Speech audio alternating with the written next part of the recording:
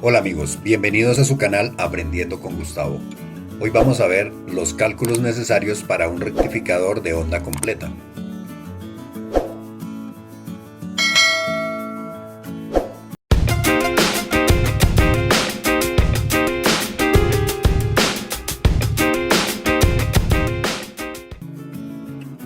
En el video anterior habíamos visto qué es y cómo funciona un rectificador de onda completa. Hoy vamos a ver cómo calcular el circuito. En este circuito tenemos un transformador, un puente rectificador y una resistencia de carga. El transformador tiene una entrada de 120 voltios y una relación de transformación de 5:1. Esto quiere decir que por cada 5 voltios a la entrada nos entrega 1 voltio a la salida. Entonces, para saber cuánto voltaje nos entrega a la salida, tenemos que dividir los 120 voltios que tenemos a la entrada entre 5. 120 voltios dividido en 5 son 24 voltios AC. Para hallar el voltaje en CD que nos entrega este circuito, tenemos que multiplicar 2 veces el voltaje pico sobre pi. Pero como los 24 voltios son el voltaje eficaz, para hallar el voltaje pico tenemos que multiplicar los 24 voltios, que es el voltaje eficaz, por raíz de 2. Y esto es igual a 33.94 voltios de voltaje pico. Ahora que ya tenemos el voltaje pico, encontramos el voltaje en CD dividiendo 2 veces 33.94 entre pi. Esto nos da 21.6 voltios de voltaje en DC. Algo para tener en cuenta aquí es que este resultado es si tuviéramos diodos ideales, pero como no existen diodos ideales, tenemos que descontar los 0.7 voltios que caen en cada uno de los diodos. Como en cada semiciclo van a estar trabajando 2 diodos en serie, entonces para encontrar el voltaje pico real tenemos que a los 33.94 descontarle 0.7 voltios de cada uno de los diodos, que sería 1.4 voltios en total.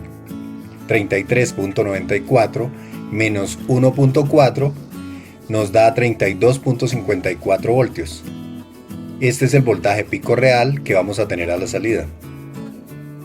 Ahora que tenemos el voltaje pico real, habiendo descontado el voltaje de los 2 diodos que están trabajando al tiempo, vamos a sacar el voltaje en CD, que este es multiplicando los 32.54 voltios que nos dio por 2 sobre pi. Esto nos da 20.7 voltios en DC. Ahora, para sacar la intensidad en CD, vamos a usar la ley de Ohm. Entonces, voltaje en CD sobre resistencia de carga. El voltaje son 20.7 voltios y la resistencia de carga son 1000 ohmios. 20.7 sobre 1000 es 0.020 amperios o 20 miliamperios.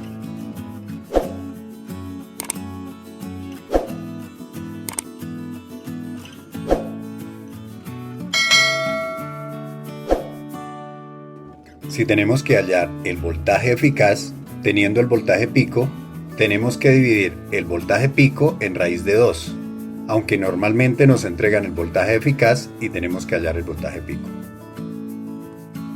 Ahora, para saber qué diodo podemos usar en el circuito, tenemos que saber el voltaje y la corriente que va a circular por nuestro circuito y las especificaciones del diodo que vamos a utilizar.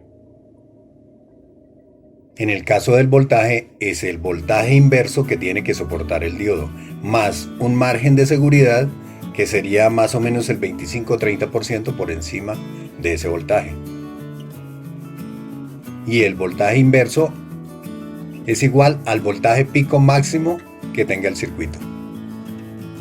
En este caso, el voltaje inverso serían 33.94 más 8.49 voltios de margen de seguridad. Esto sería igual a 42.42 voltios de voltaje inverso que debe soportar el diodo. y la corriente va a ser la misma que circule por la resistencia de carga.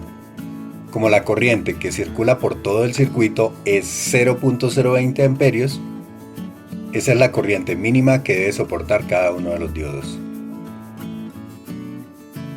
Aquí tenemos un listado de diodos de 1N4001 a 4007.